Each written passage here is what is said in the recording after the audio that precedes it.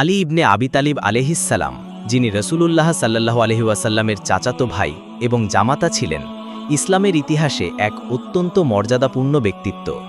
তার মর্যাদা বহুবিধ কারণের ওপর ভিত্তি করে প্রতিষ্ঠিত। ইসলাম গ্রহণ এবং ত্যাগ।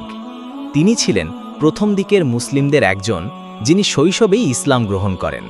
যখন রসুলুল্লাহ সাল্লাল্লাহু আলাইহি ওয়াসাল্লাম নবুয়ত লাভ করেন, তখন আলী আলাইহিসসালাম তার পাশে ছিলেন এবং ইসলাম প্রচারে তার গুরুত্বপূর্ণ ভূমিকা ছিল। তিনি সবসময় সত্যের পথে অটল ছিলেন এবং কখনো বাতিলের কাছে মাথা নত করেননি। জ্ঞান ও প্রজ্ঞা। আলী আলাইহিসসালাম গভীর জ্ঞানের অধিকারী ছিলেন। রসুলুল্লাহ সাল্লাল্লাহু আলাইহি ওয়াসাল্লাম তাকে জ্ঞান ও প্রজ্ঞার বিষয়ে বিশেষভাবে প্রশংসা করেছেন। একটি প্রসিদ্ধ হাদিসে বলা হয়েছে, আমি জ্ঞানের নগর আর আলী তার দরজা। তিরমিজি। তিনি কুরআন, হাদিস এবং ফিকহ শাস্ত্রে অতুলনীয় জ্ঞান রাখতেন।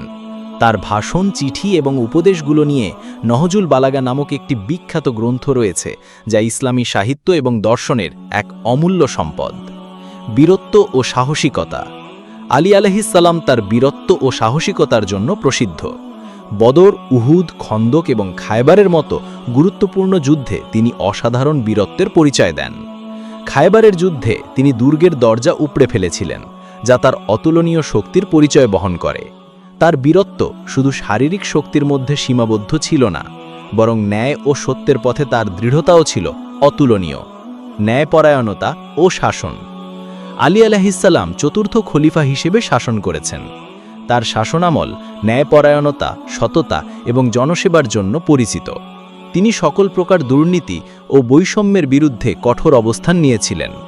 তার প্রশাসনিক নীতিগুলো ছিল অত্যন্ত মানবিক এবং সুবিচারপূর্ণ। তিনি জনগণের অধিকার প্রতিষ্ঠায় সর্বদা সচেষ্ট ছিলেন। রাসূলুল্লাহ সাল্লাল্লাহু আলাইহি ওয়াসাল্লামের সঙ্গে সম্পর্ক।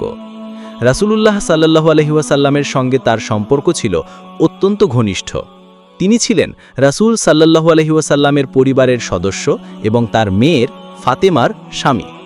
রাসূল সাল্লাল্লাহু আলাইহি ওয়াসাল্লাম বিভিন্ন সময় আলী আলাইহিসসালামের মর্যাদা ও ভালোবাসা নিয়ে অনেক কথা বলেছেন। গাদিরে খুমের প্রসিদ্ধ হাদিসটি এর অন্যতম প্রমাণ, যেখানে রাসূলুল্লাহ সাল্লাল্লাহু আলাইহি ওয়াসাল্লাম বলেন, আমি যার মাওলা, আলীও তার মাওলা। এইসব কারণের জন্য আলী আলাইহিসসালাম মুসলিম উম্মার কাছে এক শ্রদ্ধেয় ও অনুকরণীয় ব্যক্তিত্ব।